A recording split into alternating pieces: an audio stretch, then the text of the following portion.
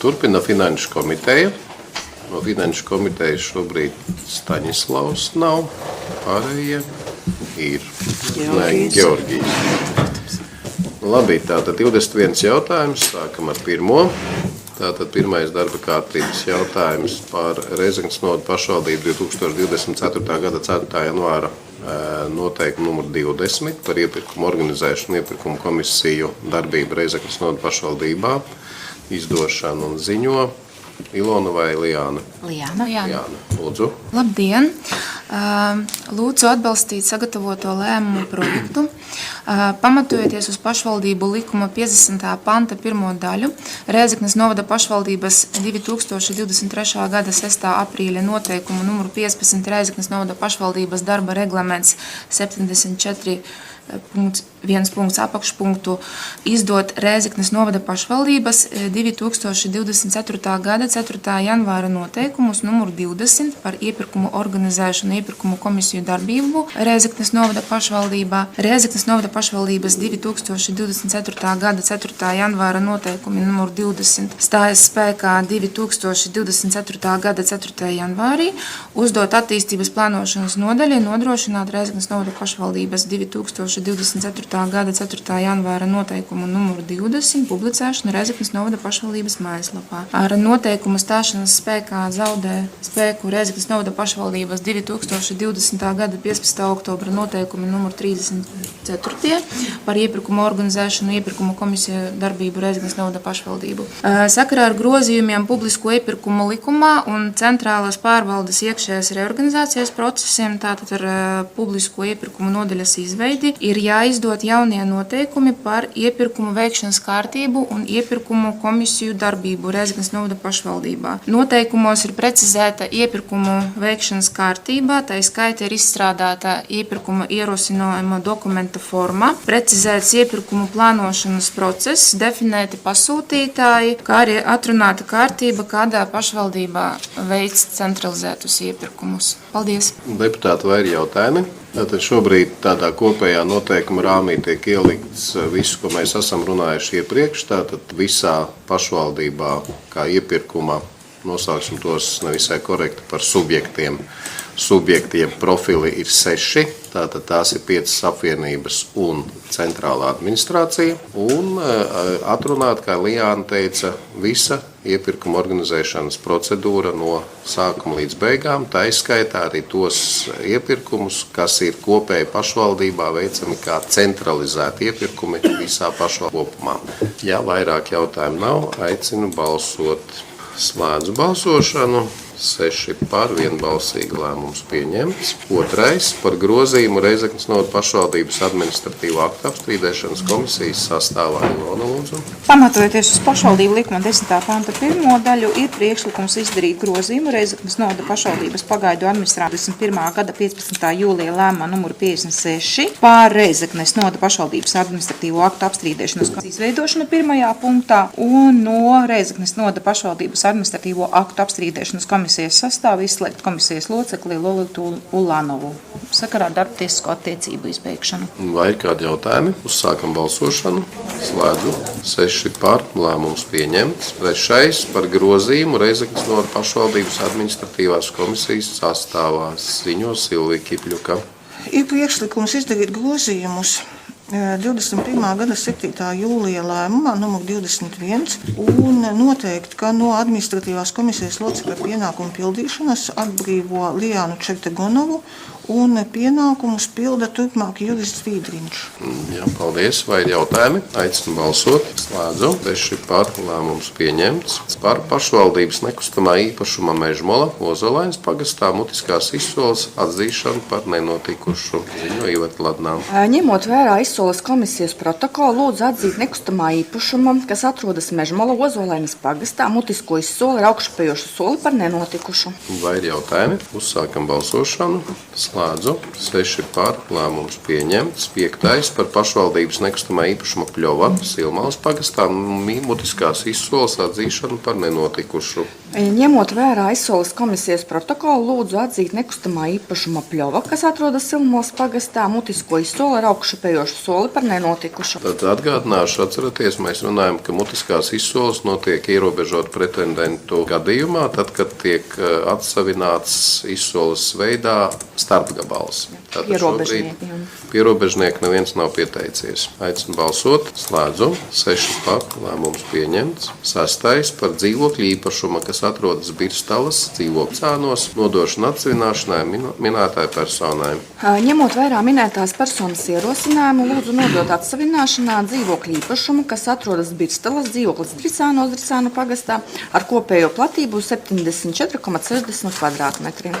Vai ir jautājumi? Uzsākam balsošanu. Slēdzu. 6 par, lēmums pieņemts. 7. par nekustamā īpašuma Griškānu pagastā nodošana atsavināšanai minētais personai. Ņemot vērā minētās personas ierosinājumu, lūdzu nodot atsavināšanā nekustamo īpašumu, kas atrodas Lielajos Dreizos Griškānu pagastā, ar kopējo platību 0,04 hektāri. Vai ir jautājumi? Uzsākam balsošanu. Slēdzu. 6 par, lēmums pieņemts. 8. par nekustamā īpašuma, kas atrodas Upes ielā Toļerovas pagastā, nosacītās cenas apstiprināšanu. Ņemot vērā novērtēšanas komisijas protokolu, lūdzu apstiprināt nekustamā īpašuma, kas atrodas Upes ielā Toļerovas pagastā, ar zemes vienību ar platību 0,69 hektāri, nosacīto cenu 1500 eiro. Vai ir jautājumi? Uzsākam balsošanu. Slēdzu. 6 par, lēmums pieņemts. 9. par dzīvokļu īpašuma, kas atrodas Celtnieku ielā Viļānos, nodošana atsavināšanai minētai personai. Ņemot vērā minētās personas ierosinājumu, lūdzu nodot atsavināšanā dzīvokļu īpašumu, kas atrodas Celtnieku ielā Viļānos, ar kopējo platību 39 kvadrātmetri. Vai ir jautājumi? Sākam balsošanu. Lēdzu. 6 par, lēmums pieņemts. 10. par dzīvokļu īpašumu, kas atrodas Latgales ielā Viļānos, nodošana atsavināšanai minētai personai. Ņemot vērā minētās personas ierosinājumu, lūdzu nodot atsavināšanā dzīvokļu īpašumu, kas atrodas Latgales ielā. Vai ir jautājumi? Sākam balsošanu. Slēdzu. 6 par, lēmums pieņemt. 11. par dzīvokļu īpašumu, kas atrodas Celtnieku ielā Viļānos, atsavināšanas procedūras izbeigšanu. Ņemot vērā minētās personas iesniegumu, lūdzu izbeigt dzīvokļu īpašumu, kas atrodas Celtnieku ielā Viļānos, ar platību 46,50 kvadrātmetri, atsavināšanas procedūru. Persona pēc certificēta vērtētāja vērtējuma persona uzskata, ka tas ir pārāk liela summa priekš viņa, un tāpēc ir uzrakstījusi iesniegumu ar atteikumu atsavināt šo dzīvokļu īpašumu. Cik tā summa tad ir liela šobrīd? 6 vai 7 tūkstoši bija. Tas ir pēc visiem parametriem, tā ir tā summa, atbilstoši, bet persona uzskata, ka ne. Skaidrs. Persona paliek kā īrētājs. Vai ir jautājumi? Aicinu balsot. Slēdzu balsošanu. 6 par, lēmums pieņemts. 12. par dzīvokļu īpašumu, kas atrodas zem Osķes ielā Maltā, nosacītās cenas apstiprināšanu. Ņemot vērā novērtēšanas komisijas protokolu, lūdzu apstiprināt dzīvokļu īpašumu, kas atrodas zem Osķes ielā Maltā, Maltas pagastā, ar kopējo platību 55,60 kvadrātmetri, nosacīto cenu 3000 eiro. Vai ir jautājumi? Aicinu balsot. Lēdzu balsošanu. 6 par, lēmums pieņem. 13. par pamatlīdzekļu izslēgšanu no Nautrēna apvienības pārvaldes bilances ziņotāji Aleksandrs Bindemanis. Tātad jautājums par pamatlīdzekļu izslēgšanu no bilances. Lūdzu, tad sniedziet informāciju šajā. Šajā gadā tika demontētas 2 būves. Nautrēna apvienībā viens bija Bēzgales pagastā ūdens tornis, kas nav lietots jau kādus gadus 20. Viņš bija daļēji izrūsējis un, lai novērstu bīstamību, viņš tika demontēts. Otra ir bijusi laikam jau kolhoza Zāģētavas ēka ar iebrukušu jumtu Verēna pagastā. Šī ēka arī tika demontēta un abi šie darbi tika veikti par vides fonda līdzekļiem. Jā, paldies! Vai ir deputātiem jautājumi? Aicinu balsot. Slēdzu balsošanu. 6 par, lēmums pieņemts. Paldies! 14. par pakalpojumu maksu apstiprināšanu sociālajā dienestā. Ziņoja Inta Greivule Locā. Jautājums tātad, vai ir nepieciešams atkārtot ziņojumu, jo es saprotu, visi klātesošie bija arī sociāla komitejā šo jautājumu apspriest. Jā, jautājumu nav, tad ziņojumu nevajag atkārtot. Aicinu uzreiz balsot par piedāvāto lēmumu projektu. Slēdzu balsošanu. 6 par, lēmums pieņemts. Identisks jautājums 15. par pakalpojumu maksas apstiprināšanu sociālajā dienestā pakalpojumu sniegšanas vietā Pilcenē. Tātad vai nepieciešams vēl kāda informācija no dienesta? Aicinu balsot, slēdzu balsošanu, 6 par, lēmums pieņemts.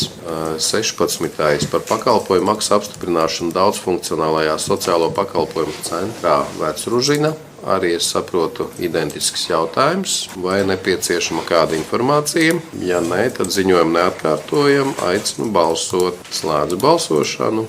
6 par, lēmums pieņemts. 17. par grozījumiem Reizeknes novada pašvaldība 2023. gada 12. septembra lēmuma par Viļānu mūzikas un mākslas skolas interešu un pieaugušo neformālās izglītības programmu cenrāžu apstiprināšanu 23. un 24. mācību gadām. Ziņotājs bija, jā. Tātad arī ziņojumu neatkārtojam, aicinu balsot, slēdzu balsošanu. 6 par, lēmums pieņemt. 18. par rūpnieciskās komerczvejas slēgto izsoļu protokolu apstiprināšanu. Ziņo Ruta Sidorova. Labdien vēlreiz! Tātad 15. decembrī notika slēgtās zvejas izsoles Lubāna ezeram un Rāznas ezeram. Lubāna ezerā tika izsolīti 250 metri, tika nosolīts viens solis, un tātad sākuma cena 142,50 eiro un nosolīts par 152,50 centiem.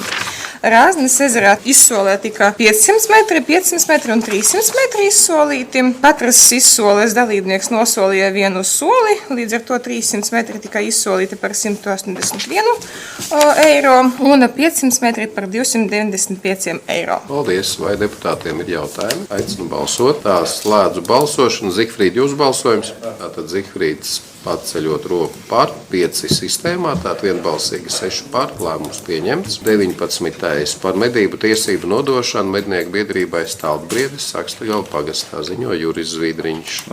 Reizeknes novada pašvaldībā ir reģistrēts mednieku biedrības Stalbriedis iesniegums ar lūgumu pagarināt medību tiesību līguma darbības termiņu. Izvērtējot situāciju, tika konstatēts, ka līguma darbības termiņš izbeidzies 2021. gada 6.